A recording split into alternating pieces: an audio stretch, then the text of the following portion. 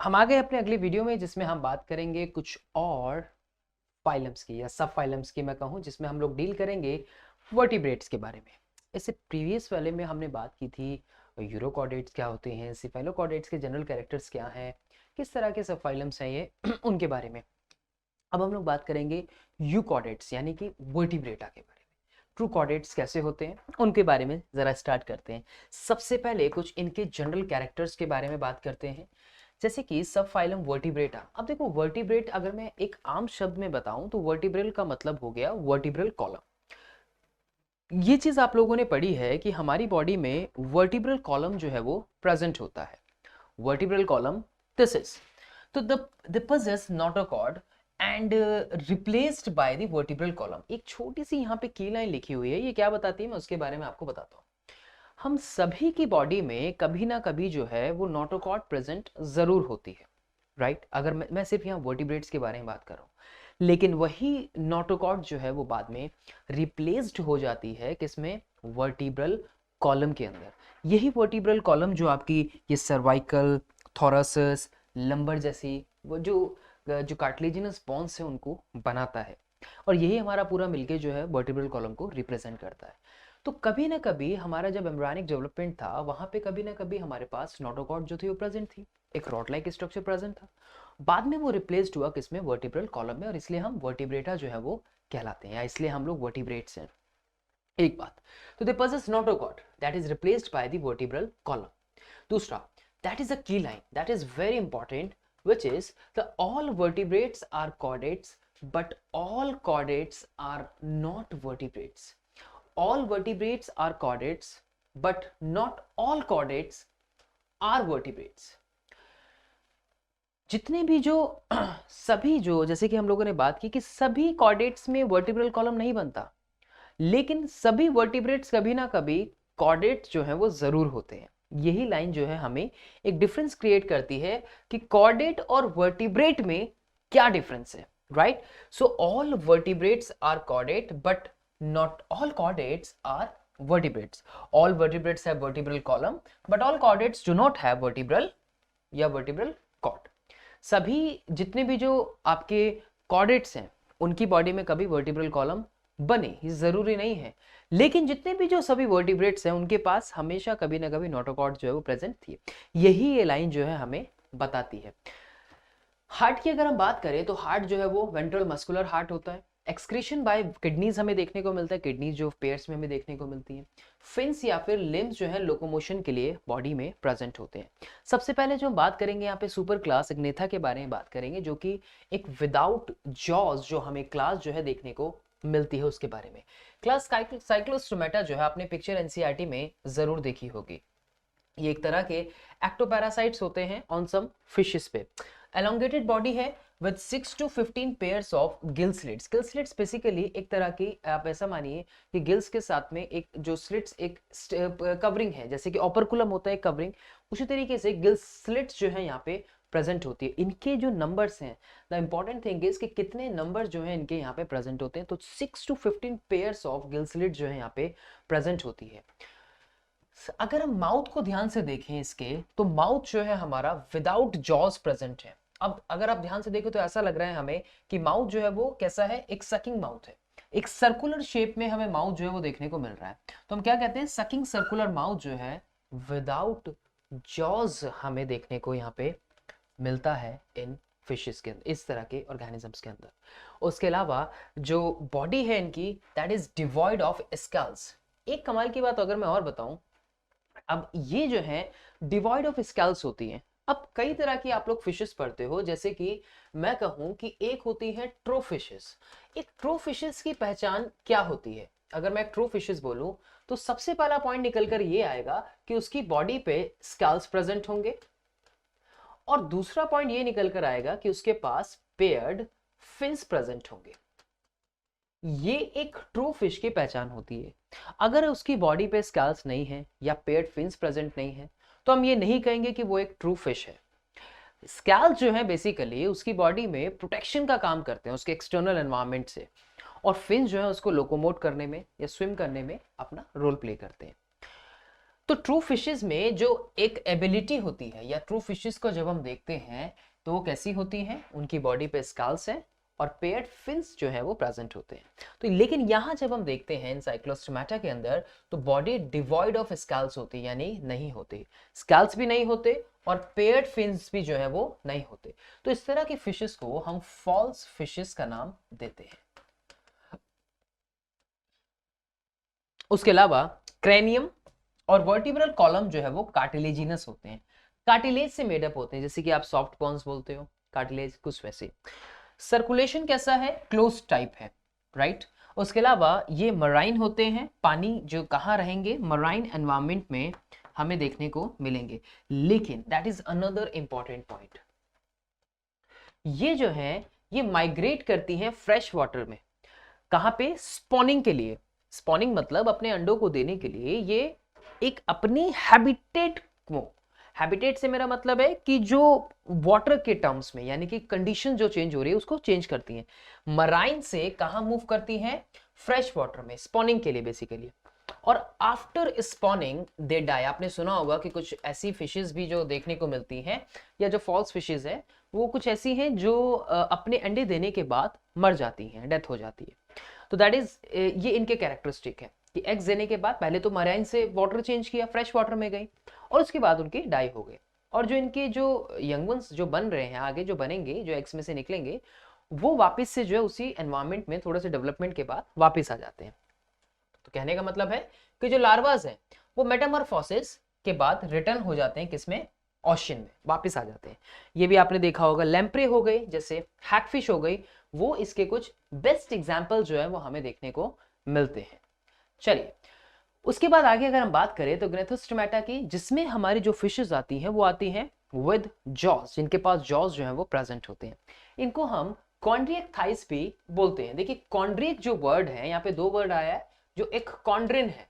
अगर मैं chondrin word की जैसे बात करूं तो वो आया है आपकी कार्टिलेज के लिए, और दूसरी तरफ अगर मैं बात करूं एक थाइस के बारे में, तो ये जो वर्ड है ये आपका रिप्रेजेंट कर रहा है किसको, फिशेस को,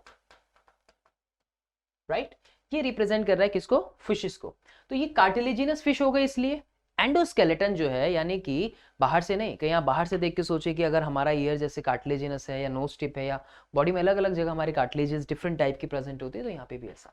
यहाँ पूरा का पूरा जो एंडोस्केलेटन है, जैसे हमारे पास बोनी भी है, कार्टिलेजिनस भी है, लेकिन इनके पास पूरा का पूरा जो है वो कार्टिलेज से मेडअप होता है। बॉडी एक स्ट्रीमलाइंड होती है, ये एक वर्ड यहाँ पे आया है, बॉडी कैसी है, स्ट्रीमलाइन बॉडी है। जैसे कि मैं इसका मतलब बताऊं आपको, तो स्ट्रीमलाइन जैसे आपने देखा होगा, आप कभी बर्ड्स को देखते हैं, या आप जब कभी एरोप्लेन को देखते हो, तो एक अलग तरह की शेप है, जिससे कि वाटर के एयर के रेजिस्टेंस को वो काट सके।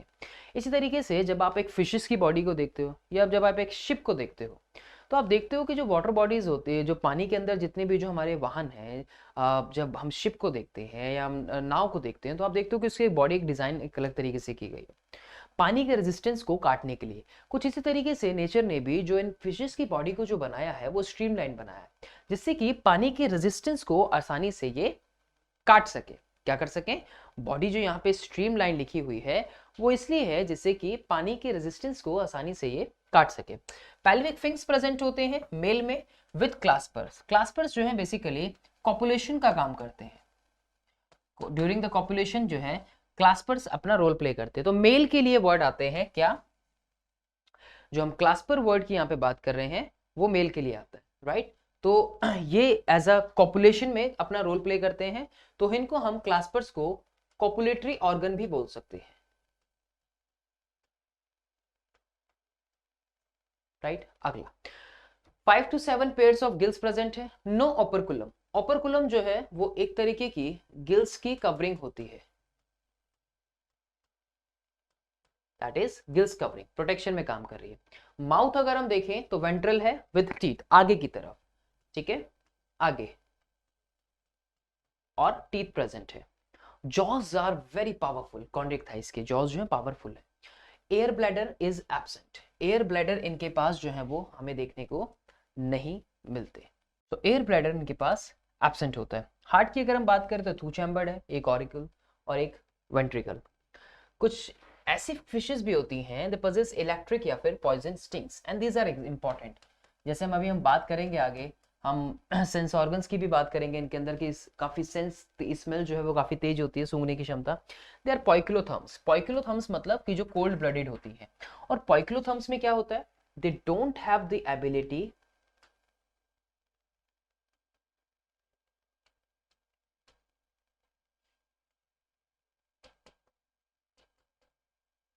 to regulate their internal body temperature। ठीक है, अपने बॉडी टेम्परेचर को ये रेगुलेट कर पाए, तो ये जितने भी जो कोल्ड ब्लडेड होते हैं उनके पास ये एबिलिटी नहीं होती। लेकिन जब आप वार्म ब्लडेड के बारे में बात करते हो तो वार्म ब्लडेड एनिमल जो होते हैं, जैसे कि एप्स हो गए, जैसे कि मैमल्स हो गए, उनके पास एबिलिटी है कि वो अपनी बॉडी के इंटरनल टेम्परेचर को रेगुलेट कर पाए। Body has placoid scales. देखिए स्केल्स के अलग अलग टाइप्स होते हैं। स्केल्स बॉडी के ऊपर प्रेजेंट होते हैं, मैंने भी बताया कि जैसे कि वो प्रोटेक्शन में अपना रोल प्ले करते हैं, एक्सटर्नल एनवायरनमेंट से प्रोटेक्शन में अपना रोल प्ले करते हैं। कई टाइप के स्केल्स होते हैं, जैसे टिनॉइड टाइप हो गए, प्लेकॉइड हो गए, इस तरीके से। तो इनके पास प्लेकॉइड टाइप स्केल्स जो है बॉडी में प्रेजेंट होते हैं। आगे हम बात करेंगे जब फिशेज में और पढ़ेंगे तो हम उनके स्केल्स के बारे में भी बात करेंगे।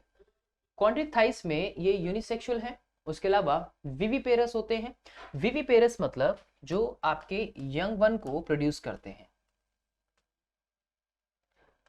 यंग वन, ठीक है, यंग वन प्रोड्यूस करने वाले। एंड फर्टिलाइजेशन कैसा होगा, इंटरनल फर्टिलाइजेशन जो है हमें बॉडी में देखने को मिलता है। ये इंपॉर्टेंट है फॉर काइंड योर इंफॉर्मेशन, ये सभी जो है वो इंपॉर्टेंट है। जैसे कि फर्स्ट एग्जांपल, ये आपकी स्क्रीन पे जो पिक्चर्स लगी हुई हैं और एग्जांपल्स भी हैं यहाँ पे। जैसे कि सबसे पहली जो है वो स्टिंग रे का एग्जाम्पल है यहाँ पे। इस स्टिंग रे को हम ट्राइगन के नाम से भी जानते हैं। दैट इज इंपॉर्टेंट, क्योंकि कई बार जो है ये नाम से आ जाता है मैचिंग में, और ये दूसरी एक दूसरे के ऑपोजिट जो है वो लिखे होते हैं कॉलम्स में, तो आपको आइडेंटिफाई करना है। स्टिंग रे पिक्चर, स्टिंग रे जो होती है आपकी, इसके जो its dorsal fin has some poison spines, right. इसके जो डॉर्सल फिन्स होते हैं उस पे कुछ पॉइजन स्पाइंस होते हैं, तो इसको हम ट्राइगन, इसलिए हम इसको स्टिंग रे का नाम देते हैं। स्कॉलियोडन, स्कॉलियोडन जिसे हम डॉग फिश के नाम से भी जानते हैं। डॉग देखा है ना, सेंस जो स्मेल होती है वो बड़ी तेजी से कर पाता है, तो इनके पास भी वैसी तरह के कुछ सेंसरी ऑर्गन्स होते हैं जो डॉग लाइक सेंस करने वाले, ठीक है, कुछ उसी तरीके से सेंसरी पावर तेज होती है इनकी। और देखिए, ये देखिए जरा, ये है टॉर्पीडो। टॉर्पीडो, आप पिक्चर देखिए जरा ध्यान से, पिक्चर पे फोकस कीजिए। ये हम इसको इलेक्ट्रिक रे के नाम से भी जानते हैं, इलेक्ट्रिक रे के नाम से भी जानते हैं। इलेक्ट्रिक रेज प्रोड्यूस करती है, 100 से 400 वोल्ट तक का झटका दे सकती है। शायद सुन के शॉक लगा आपको, लेकिन यस, ये जो है इलेक्ट्रिक ऑर्गन हमें देखने को मिलते हैं इसके अंदर, और ये शॉक दे सकती है। तो इतना गहरा 400 से 400 वोल्ट तक शॉक जो है ये आसानी से दे सकती है। जरा इन पे नजर मारिए। कैरकेरोडॉन, कैरकेरोडॉन जो है आपकी, ये कैसी है, आप पिक्चर से देख के समझ गए होंगे। The great white shark, great white shark आपने देखा होगा, राइट, मूवीज वगैरह में। कभी सामने से तो बिल्कुल भी मन नहीं करेगा किसी का भी जाने का, तो व्हाइट शार्क आपने जरूर देखी होगी। तो ये भी कॉन्ड्रिक्थाइस में आती है, जिनकी बॉडी में हमारी जो कार्टिलेजिनस एंडोस्केलेटन है वो देखने को मिलता है। ये देखिए जरा, ये देखिए राइनकोडॉन, आप माउथ देख रहे हैं इसका, सामने से देखिए जरा कैसी है ये जो है राइनकोडॉन जो है ये आपकी एक वेल शार्क है। इसे हम वेल शार्क का नाम देते हैं। आप इसका माउथ देखिए जरा, राइट। राइनकोडॉन जो है आपकी, ये एक तरह की लार्जेस्ट ट्रू फिशेस में से एक है। कैसी है ये, लार्जेस्ट ट्रू फिश,